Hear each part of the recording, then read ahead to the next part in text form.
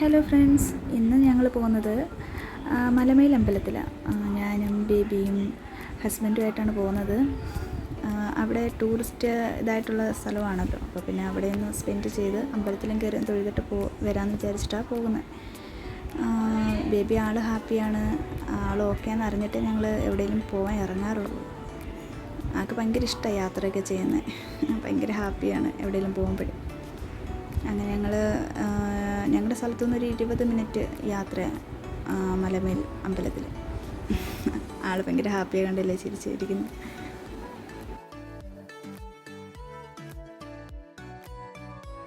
Baby ഉള്ളതുകൊണ്ട് ഇടയ്ക്കൊന്ന് നിർത്തി ആൾ ഓക്കെ ആയിട്ട് ഞങ്ങൾ മൂവ് ആകത്തുള്ളൂ.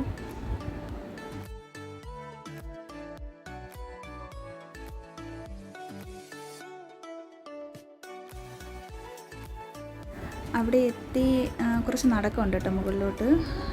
അവിടെ തന്നെ പാർക്കിംഗ് ഏരിയ ഉണ്ട്. അവിടെ കാറ് പാർക്ക് ചെയ്തിട്ട് മേപ്പോട്ട് നടന്നുകൊണ്ടിരിക്കുക.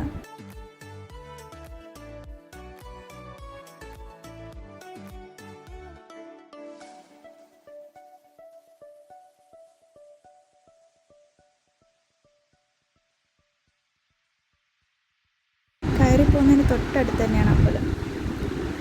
അതിന് തൊട്ട് സൈഡിലായിട്ടാണ് ഈ പറയുന്ന ടൂറിസ്റ്റ് മേഖല.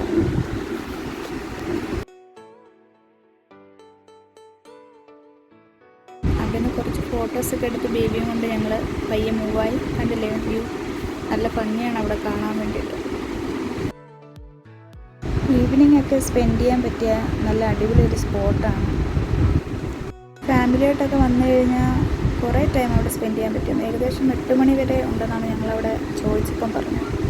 ഒരു 5 മണിക്ക് ശേഷമൊക്കെ വന്നു കഴിഞ്ഞാൽ വെയിലില്ലാതെ നമുക്ക് എല്ലാവരെയും കൊണ്ടൊക്കെ സ്പെൻഡ് ചെയ്യാൻ പറ്റുന്ന നല്ലൊരു സ്പോട്ടാണ്. ഒരുപാട് നടക്കാനും കയറാനും ഒന്നുമില്ല. ഏജായിട്ടുള്ളവർക്കാണേലും കുട്ടികൾക്കാണേലും വന്ന് സ്പെൻഡ് ചെയ്യാൻ പറ്റുന്ന നല്ലൊരു സ്പോട്ടാണ് മലമേൽ.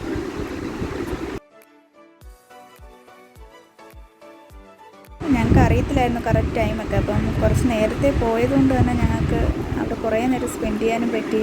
സൺസെറ്റ് കാണാൻ പറ്റി, നല്ല വ്യൂ. അവിടെ കുറേ നേരം സ്പെൻഡ് ചെയ്യാൻ പറ്റി. അത്യാവശ്യം നല്ല കാറ്റുണ്ടായിരുന്നു. നല്ല സ്പോട്ടാണ്. ബേബിയും കൊണ്ട് കുറേ നേരം അവിടെ കളിച്ച് സ്പെൻഡ് ചെയ്ത് ആൾക്കും നല്ല ഹാപ്പിയായിരുന്നു.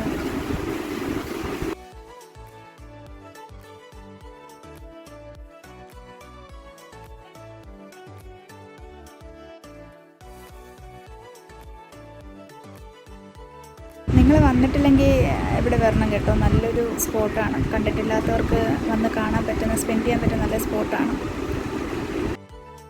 പിന്നെ ഞങ്ങൾ മലമേൽ അമ്പലത്തിൽ കയറി തൊഴുതു. അവിടെ കുറച്ച് വ്യൂ ഉണ്ട്, അതൊക്കെ കണ്ട് പയ്യെ വീട്ടിലേക്ക് മടങ്ങി.